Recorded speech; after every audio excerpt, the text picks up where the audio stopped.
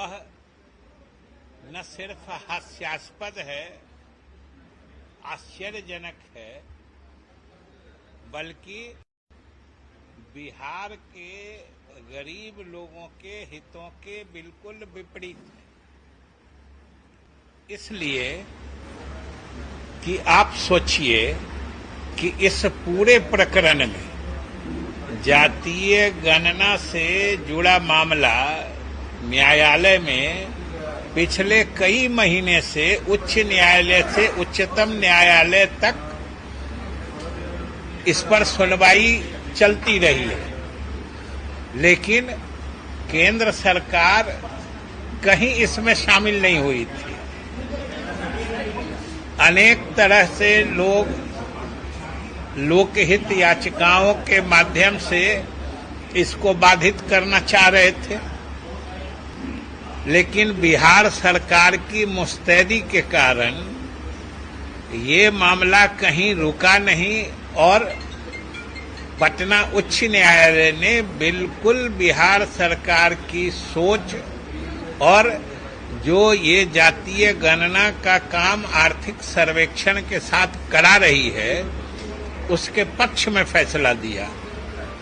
अब इसके विरोध में कुछ लोग उच्चतम न्यायालय गए, लेकिन उच्चतम न्यायालय में भी इतने दिनों से केंद्र सरकार की नींद नहीं टूटी थी, लेकिन अचानक से मामला जब समापन की ओर और बिहार सरकार का जो मामला है, बिहार सरकार जो करना चाह रही है, लग रहा था कि अब उच्चतम न्यायालय उस पर अंतिम अनुकूल फैसला देने वाला है, तो केंद्र सरकार अंतिम समय में उसमें कूद गई और कूदी सो कितने हास्यास्पद तरीके से ये भी आप लोगों ने देखा है कि केंद्र सरकार ने हलफनामे में क्या कहा कि न वो इसके पक्ष में है न इसके विपक्ष में है, लेकिन उनको कुछ कहना है। अब ये सोचिए कि जब आपको न पक्ष में कहना है न विपक्ष में कहना है, इसका मतलब ये कदम ही अपने आप में षड्यंत्रकारी है। कोई न कुछ षड्यंत्र करना चाह रहे हैं आप, और क्या षड्यंत्र करना चाह रहे हैं उसकी कलई कल खुल गई और केंद्र सरकार से लेके भाजपा का जातीय गणना के मामले में असली चेहरा सामने आ गया।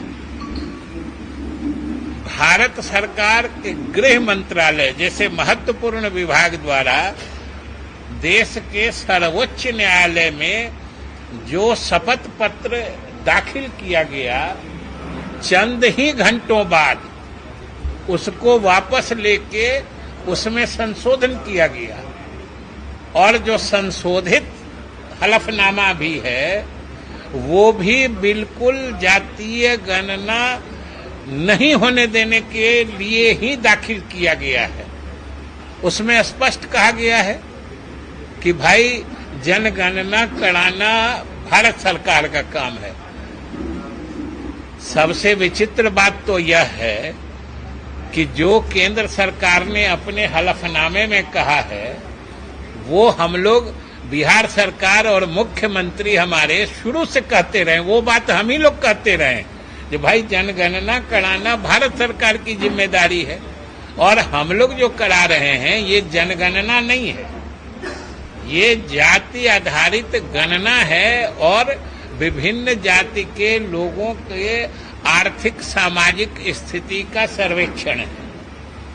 और उच्च न्यायालय ने भी उसका फैसला कर दिया है कि ये सेंसस यानी जनगणना से अलग एक्सरसाइज है, और तब फिर भारत सरकार द्वारा जानबूझ के एक संशय की स्थिति, कंफ्यूजन की स्थिति पैदा करने के लिए आखिर ये कहने की क्या जरूरत थी।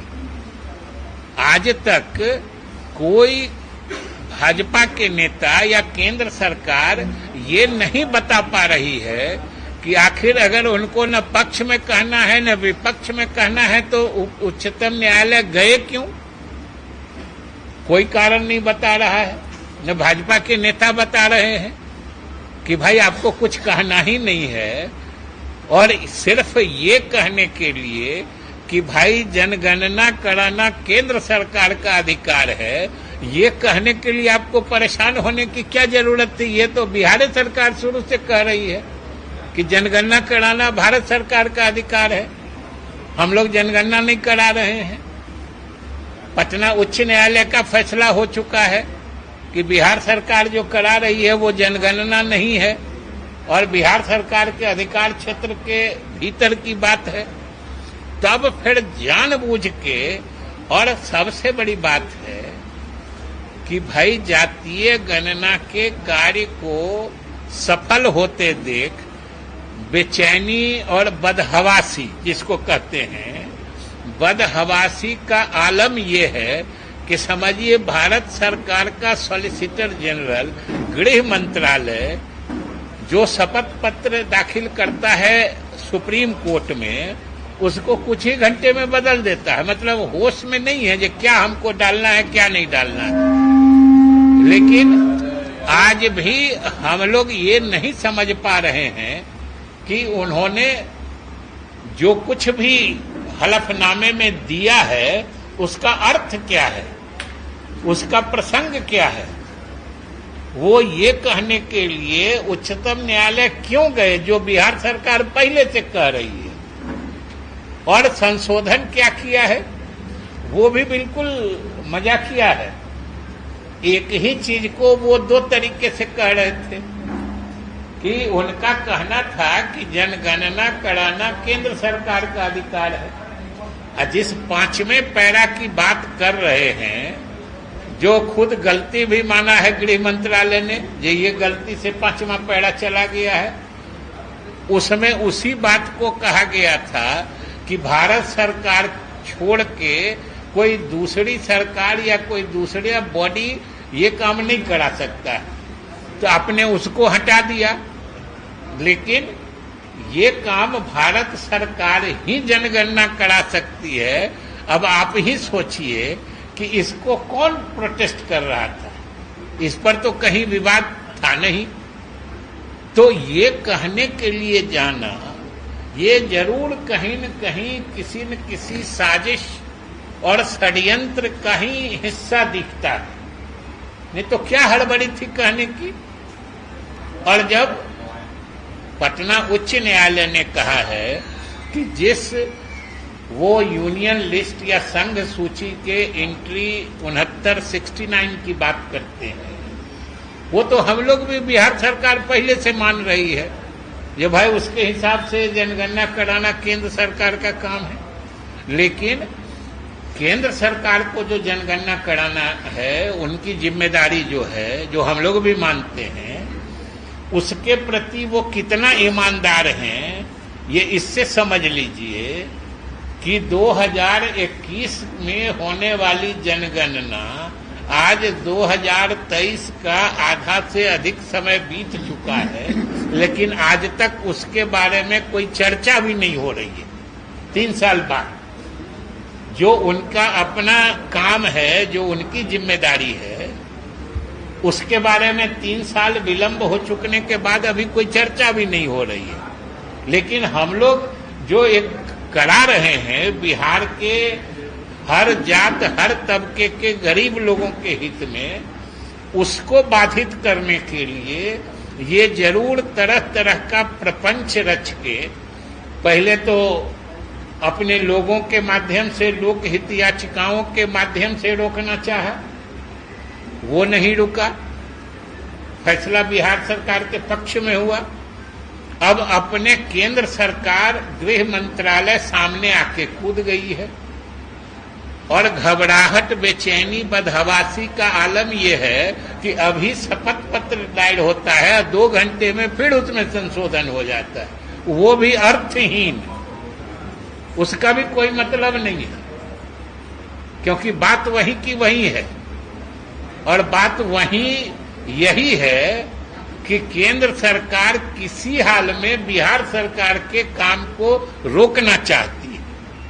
नहीं तो ये जाके कहना कि जनगणना कराना मेरा अधिकार है, तो कौन कह रहा है कि आपका अधिकार नहीं है?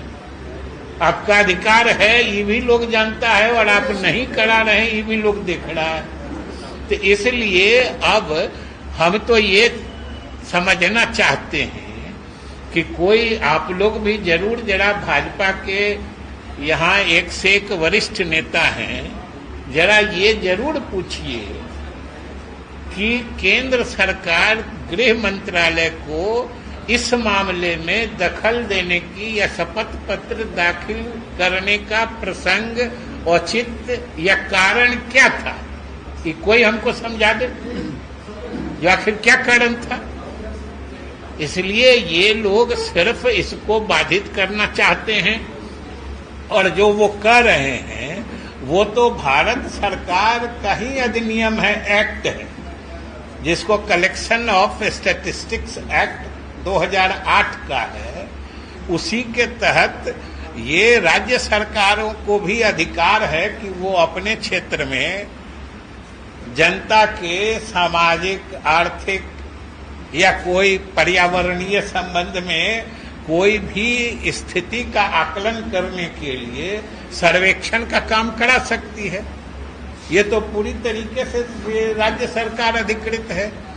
फिर भी ये बराबर बाधा डालने का काम ये भाजपा के समझिए असली चेहरे को उजागर करता है, और उजागर ही नहीं करता है। यहीं बिहार में जो सर्वदलीय बैठक हुई थी उसमें भाजपा ने भी जो सहमति दी थी, अब तो उनके उस सहमति के नियत पर भी प्रश्न चिन्ह लग रहा है कि भाई भाजपा यहां सहमति दे रही है और केंद्र सरकार रोक रही है, तो यहां वाली भाजपा सही है कि केंद्र सरकार सही है? यही पूछ लीजिएगा भाजपा नेता से कि आप सही हैं कि आपके ऊपर वाले सही हैं। इसलिए ये बिहार की जनता अच्छे से देख रही है और समझ भी रही है। जिस 5वें पैरा के संशोधन की आप बात कर रहे हैं वो तो पहले ही हटा दिया। जिस 5वें पैरा के संशोधन की जो बात उसको तो पहले ही हटा दिया गया था ना। किस पार्ट को हटा दिया गया था? 5वें पैरे की बात कर रहे हैं जो आप। 5वें पैरे को बात तो हटाई गई है 2 घंटे में, पहले पीछे का कहाँ बात है। कल ही 5 पैरा का एक शपथ पत्र भारत सरकार ने उच्चतम न्यायालय में दाखिल किया, और कुछ ही घंटे के बाद 5वें पैरा को ये कहते हुए कि ये भूल से, चूक से, अब समझ लीजिए बदहवासी का आलम कि भारत सरकार और गृह मंत्रालय को एफिडेविट शपथ पत्र दाखिल करने में भी भूल चूक हो जा रही है। क्या स्थिति है? और 5वें पैरे को हटाया भी तो उससे इफेक्चुअली जो कहते हैं उसके अंतिम मतलब असर में, प्रभाव में क्या फर्क आता है। 4थे पैरा में कहा गया है उसी एफिडेविट में कि यह अधिकार सिर्फ केंद्र सरकार को है। 5वें पैराग्राफ में कहा गया था जो केंद्र सरकार को छोड़ के कोई दूसरा आदमी नहीं करा सकता है। तो अगर 5वां हट गया, 4था तो है ही। लेकिन हास्यास्पद ये है कि ये लोग वो बात कह रहे हैं जिसको कभी किसी ने कंटेस्ट किया ही नहीं है, किसी ने उस पर विवाद नहीं खड़ा किया है। हम लोग तो राज्य सरकार तो शुरू से कह रही है कि जनगणना कराना केंद्र सरकार का काम है। हम लोग कहाँ कभी कहें कि हम लोग जनगणना करा रहे हैं। अब क्या होगा आप बताइए, अब क्या होगा? वो है कि हम इसके जरिए जन कल्याणकारी योजनाएं बनाएंगे, गरीबों को उनका आंकड़ा मिलेगा। आरजेडी ने जो बातें कही है मनोज झा ने, उसका मकसद साफ है। अभी सही दोनों हैं, और सही यही है कि जाति आधारित गणना हो रही है, आंकड़े आएंगे, उसके आधार पर बिहार के लिए, गरीबों के लिए काम करने में मदद मिलेगी। सही ये तो नहीं है। सही अभी जनगणना में, और जिन किसी को भी इसके बारे में किसी तरह की बात हो तो जनगणना कराने का उद्देश्य जो सरकार का फैसला है उसी में निहित है। वो ये है कि सबसे पहले सही आंकड़े आने चाहिए।